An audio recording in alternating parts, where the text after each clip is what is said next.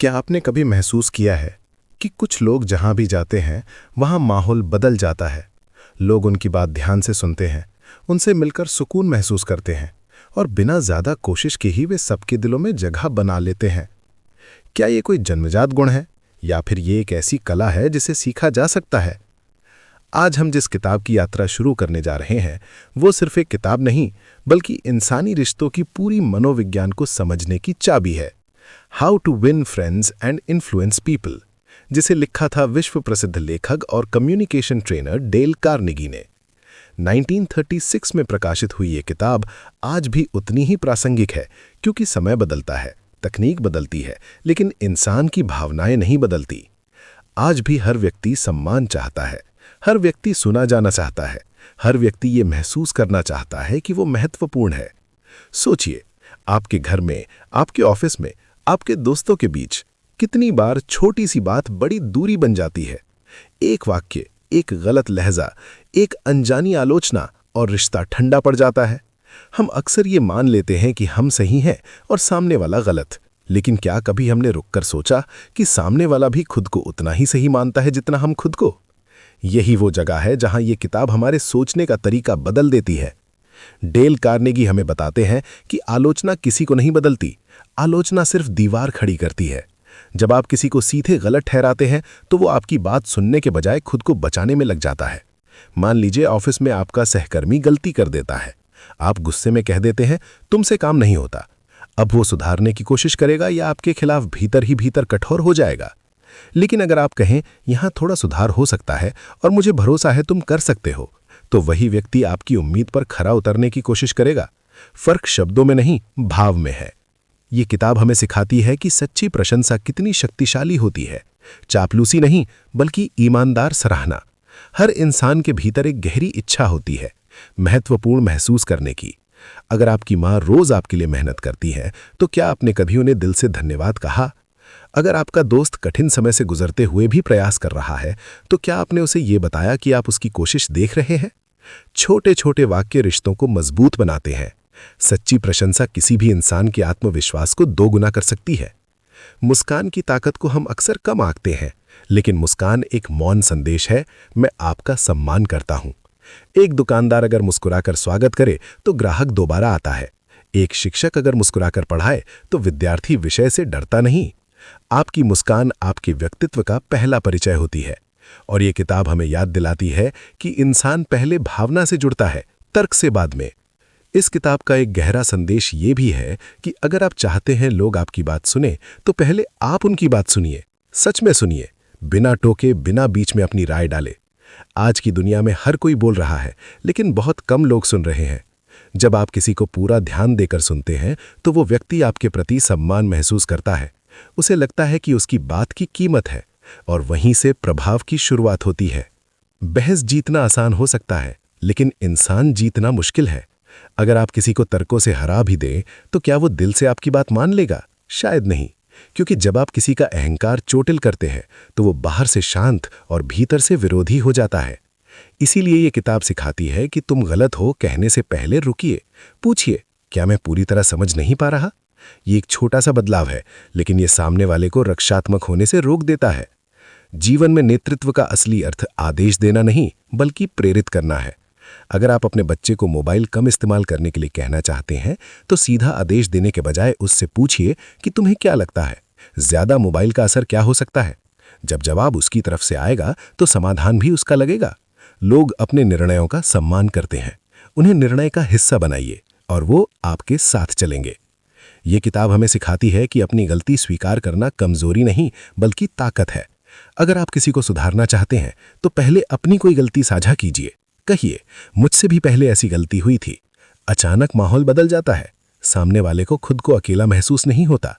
उसे लगता है कि वो जज नहीं किया जा रहा, बल्कि समझा जा रहा है। कल्पना कीजिए, अगर आप अगले 30 दिनों तक सिर्फ 3 बातें अपनाएं, आलोचना कम करें, सच्ची प्रशंसा बढ़ाएं और लोगों को ध्यान से सुनें, तो आपकी जिंदगी कैसी होगी? आपके रिश्ते कैसे होंगे? क्या आपके घर का माहौल हल्का नहीं होगा? क्या ऑफिस में सहयोग नहीं बढ़ेगा? क्या दोस्ती और गहरी नहीं होगी? ये किताब आपको बनावटी व्यवहार नहीं सिखाती, ये आपको इंसानियत की याद दिलाती है। ये कहती है कि प्रभाव ताकत से नहीं, बल्कि समझ से आता है। सम्मान से आता है, सच्ची रुचि से आता है। जब आप लोगों को महत्वपूर्ण महसूस करवाते हैं तो वो आपके लिए दरवाजे खोलते हैं, और जब लोग आपके लिए दरवाजे खोलते हैं तो अवसर अपने आप बढ़ जाते हैं। अब जरा एक कदम और आगे बढ़ते हैं, क्योंकि अगर आपने अब तक की बातों को ध्यान से सुना है तो आप समझ चुके होंगे कि रिश्ते सिर्फ शब्दों से नहीं बल्कि भावना से बनते हैं। लेकिन असली परीक्षा तब होती है जब सामने वाला आपसे सहमत नहीं होता, जब परिस्थितियां आपके खिलाफ जाती हैं, जब अहंकार, गलतफहमियां और दबाव एक साथ खड़े हो जाते हैं। यहीं से इस किताब की अगली परत खुलती है। How to win friends and influence people हमें सिखाती है कि प्रभाव डालना किसी पर हावी होना नहीं है, बल्कि उसे अपने साथ चलने के लिए प्रेरित करना है। और प्रेरणा तब जन्म लेती है जब व्यक्ति खुद को सम्मानित महसूस करता है। सोचिए, कितनी बार ऐसा हुआ है कि आपने किसी को समझाने की कोशिश की लेकिन वो और जिद्दी हो गया। क्यों? क्योंकि हम अक्सर ये मान लेते हैं कि तर्क सबसे बड़ी ताकत है, लेकिन सच्चाई ये है कि इंसान तर्क से कम और भावना से ज्यादा चलता है। अगर आप किसी से कहें तुम गलत हो तो वो तुरंत अपने बचाव में आ जाएगा, लेकिन अगर आप कहें हो सकता है मैं पूरी तरह समझ नहीं पा रहा, जरा अपनी सोच बताओ, तो वो खुल जाएगा। फर्क सिर्फ शब्दों का नहीं है, फर्क सम्मान का है। कभी ध्यान लिया है, जब कोई आपकी राय पूछता है तो आपको कैसा लगता है? आपको लगता है कि आपकी अहमियत है। यही इस किताब का अगला बड़ा सिद्धांत है। लोगों को महत्व दीजिए और वो आपके साथ खड़े हो जाएंगे। मान लीजिए आप एक टीम लीडर हैं। आप चाहते हैं कि आपकी टीम एक नया तरीका अपनाए। आप सीधे आदेश दे सकते हैं, अब से सब ऐसे ही करेंगे। लेकिन क्या इससे लोग प्रेरित होंगे? शायद नहीं। लेकिन अगर आप पूछें कि आप लोगों को क्या लगता है, इसे बेहतर कैसे किया जा सकता है, तो वही लोग उस योजना का हिस्सा बन जाते हैं। और जब विचार उनका हो जाता है तो जिम्मेदारी भी उनकी हो जाती है। जीवन में असली नेतृत्व आदेश से नहीं, सहभागिता से आता है। ये किताब हमें एक और बेहद शक्तिशाली बात सिखाती है। अगर आप चाहते हैं कि लोग बदले तो पहले खुद बदलने की हिम्मत रखिए। अपनी गलती स्वीकार कीजिए।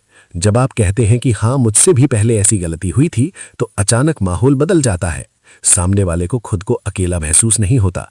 उसे लगता है कि वो जज नहीं किया जा रहा, बल्कि समझा जा रहा है।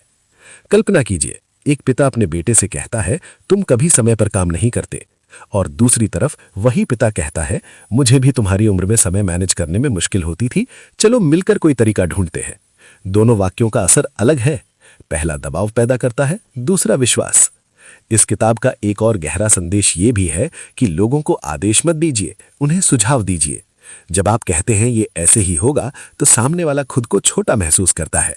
लेकिन जब आप कहते हैं क्या हम इसे ऐसे करके देखें, तो उसे लगता है कि वो भी इस निर्णय का हिस्सा है, और इंसान अपने फैसलों का सम्मान करता है। अब जरा एक और सच्चाई पर ध्यान दीजिए। हम सब चाहते हैं कि लोग हमारी तारीफ करें, लेकिन क्या हम दूसरों की सच्ची प्रशंसा करने में उतने ही उदार हैं? अगर आप सच में लोगों की अच्छाइयों को देखना शुरू कर दें तो आपकी नजर बदल जाएगी, और जब नजर बदलती है तो दुनिया बदलती हुई दिखाई देती है। ये किताब हमें यह भी सिखाती है कि अगर आप किसी को बदलना चाहते हैं तो उसे शर्मिंदा मत कीजिए, उसके आत्मसम्मान को सुरक्षित रखिए। हर इंसान अपनी इज्जत को लेकर संवेदनशील होता है। अगर आप उसकी इज्जत बचाते हैं तो वो आपका आभारी होगा, लेकिन अगर आप उसे सबके सामने नीचा दिखाते हैं तो वो कभी दिल से आपका साथ नहीं देगा। सोचिए, अगर हर बातचीत में आप ये तय कर ले कि सामने वाले का आत्मसम्मान सुरक्षित रहेगा, तो आपके रिश्ते कितने मजबूत हो जाएंगे। और एक और महत्वपूर्ण बात, लोगों में सच्ची रुचि लीजिए। ये सिर्फ एक तकनीक नहीं है, ये एक दृष्टिकोण है। जब आप किसी से पूछते हैं आप कैसे हैं, तो सच में उसका जवाब सुनिए। जब आप किसी की कहानी सुनते हैं तो उसमें दिलचस्पी लीजिए, क्योंकि हर इंसान अपने जीवन की कहानी का नायक होता है। और अगर आप उसकी कहानी में दिलचस्पी लेते हैं तो वो आपको अपनी दुनिया का हिस्सा बना लेता है। अब कल्पना कीजिए, अगर अगले कुछ महीनों में आप ये सब लागू कर दें, आलोचना कम, समझ ज्यादा, आदेश कम, सुझाव ज्यादा, बहस कम, संवाद ज्यादा, शिकायत कम, आभार ज्यादा, क्या आपका जीवन वैसा ही रहेगा जैसा आज है, या उसमें एक नई ऊर्जा आ जाएगी? यही इस किताब की असली ताकत है। यह आपको बदलने के लिए मजबूर नहीं करती, यह आपको बेहतर बनने के लिए प्रेरित करती है। यह कहती है कि सफलता सिर्फ डिग्री या पैसे से नहीं आती। सफलता आती है लोगों को समझने की क्षमता से, रिश्ते बनाने की कला से, सम्मान देने की आदत से। जब आप लोगों को महत्वपूर्ण महसूस करवाते हैं तो वो आपके साथ जुड़ जाते हैं। जब आप उन्हें सुनते हैं तो वो आप पर भरोसा करते हैं, और जब भरोसा बनता है तो प्रभाव अपने आप आता है। इस ऑडियो बुक को सुनते समय इसे सिर्फ जानकारी मत समझिए, हर सिद्धांत को अपने जीवन से जोड़ कर देखिए। सोचिए किस रिश्ते में आपको ये लागू करना चाहिए, किस बातचीत में आपको अपना लहजा बदलना चाहिए, किस व्यक्ति को आज आपको सच्चे दिल से धन्यवाद कहना चाहिए? क्योंकि अंत में सवाल ये नहीं है कि ये किताब कितनी महान है, सवाल ये है कि क्या आप अपने व्यवहार में वो छोटा सा बदलाव लाने के लिए तैयार हैं जो आपके रिश्तों, आपके करियर और आपकी पहचान को बदल सकता है। तो अब जब ये यात्रा शुरू हो रही है, अपने मन को खुला रखिए, अपने अहंकार को थोड़ी देर के लिए किनारे रखिए और खुद से एक ईमानदार सवाल पूछिए, अगर लोगों को समझना ही असली शक्ति है तो क्या मैं उस शक्ति को सीखने के लिए तैयार हूं? आपको ये किताब का सारांश कैसा लगा? नीचे कमेंट में जरूर लिखें और आगे आने वाले समय में आप कौन सी किताब पढ़ना पसंद करेंगे वो भी लिख दीजिए।